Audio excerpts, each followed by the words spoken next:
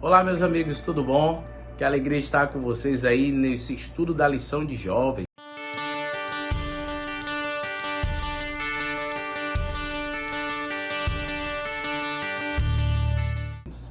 Nossa lição aí, de modo geral, está falando sobre o sábado e essa semana descansando na salvação.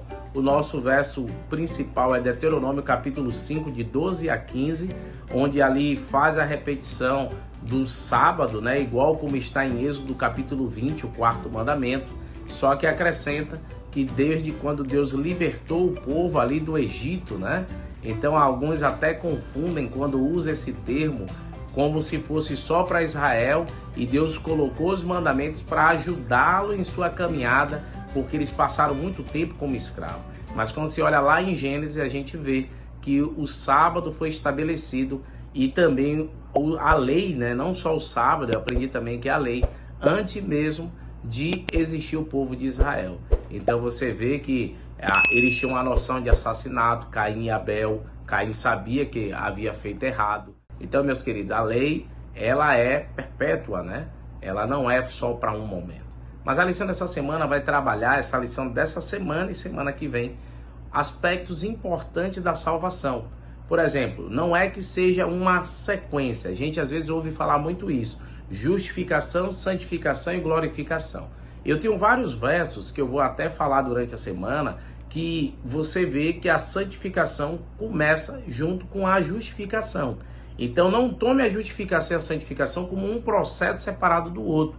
Ele acontece junto, mas a glorificação, eu creio, como a Bíblia diz, que será um processo futuro. Como eu já comentei aqui a vocês, há um livro aí que o pastor Carlos Flávio Teixeira, que é o pastor aí, o diretor do Salte Faama, aqui do Pará, ele está preparando um livro mostrando isso. A justificação no passado, presente e futuro, e a santificação também nessas etapas, para que a gente entenda melhor sobre esse assunto.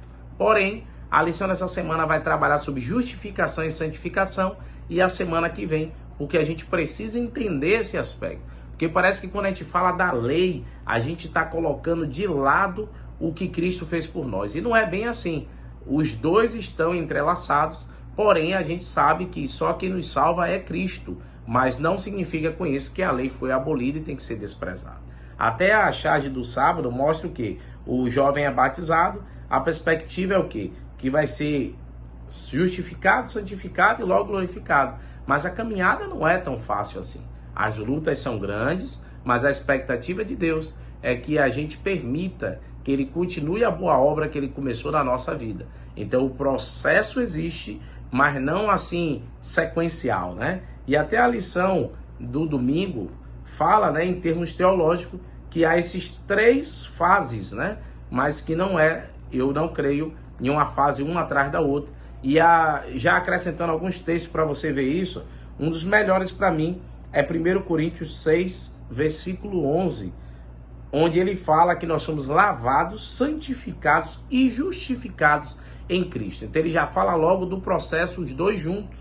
Você vai ver também Efésios 1, verso 4, que ele diz que ele nos predestinou para sermos santos antes da fundação do mundo. Então você vê que já havia plano de Deus de a gente ser santo. E 1 Coríntios 6, verso 1, a gente também vê falando sobre santificação e justificação juntos, né? Tem outros textos também, mas eu queria já adiantar esses para você.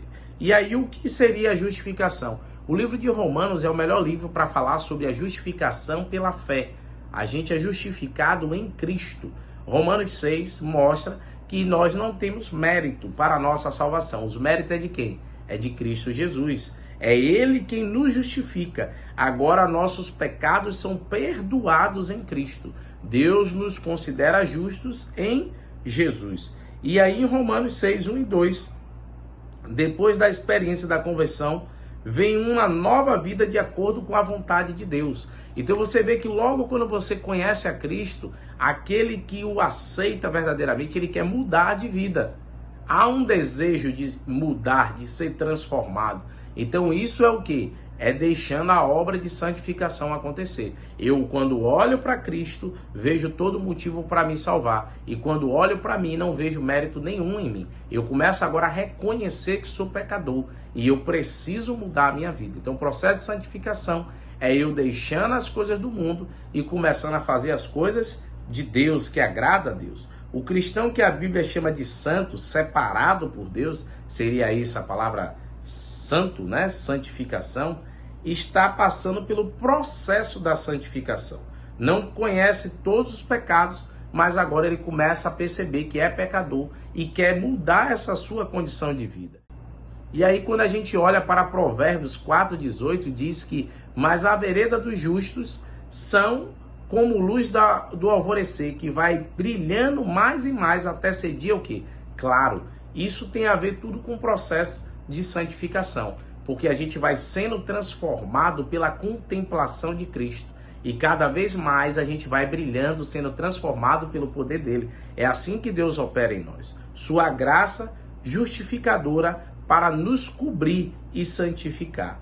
Portanto, a justificação e a santificação trabalham em conjunto na experiência da salvação. E aí depois que a gente passa por esse processo, que Cristo voltar, nosso corpo será transformado num abrir e piscar de olhos e seremos glorificados para a honra e glória do nosso Deus. Amém? Você crê nisso? Então fique conosco essa semana para a gente aprender sobre a importância da salvação e onde é que se encaixa a lei. Porque no próprio Romanos capítulo 6, Paulo fala sobre a graça, a salvação em Jesus, mas ele diz, olha, continuaremos pecando para que a graça aumente ainda mais? E aí ele diz, de modo que nenhum. Então não é porque agora aceitamos a Cristo que a gente vai viver em pecado, agora não tem mais problemas, erros que eu faço, como alguns falam. Não, não. Agora quando eu olho para Cristo, é que me dá vontade de eu deixar a vida de erro, mas é Ele que nos justifica e nos salva. Então fica conosco que eu vou falar melhor desse assunto durante essa semana e vamos aprender mais sobre justificação e santificação. Vamos orar ao nosso Deus? Querido Deus, ó Pai, abençoe-nos neste dia, que a Tua graça e Teu poder esteja sobre nós. É o que nós te pedimos no nome de Cristo Jesus. Amém, Senhor. Meus amigos, que Deus te abençoe e guarde. E até aí, amanhã, continuaremos aqui estudando juntos a lição. Um abraço, queridos. Tchau, tchau.